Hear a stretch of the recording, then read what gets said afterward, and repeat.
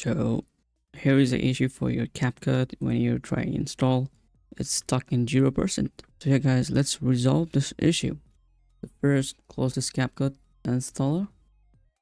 Right click on your network and go to network and settings. Go to internet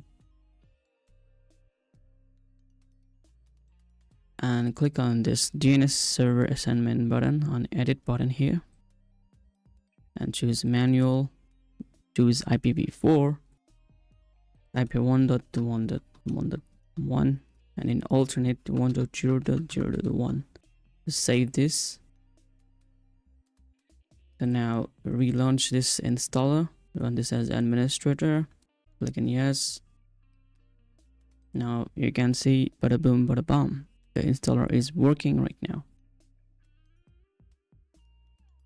And there you go, your computer can run CapCut smoothly. There's a hidden confirm. And let's create some project. There we go guys, so you can see that it's working completely fine. Now let's go to Effect as well and try to download this printing stuff. You can see it's downloaded.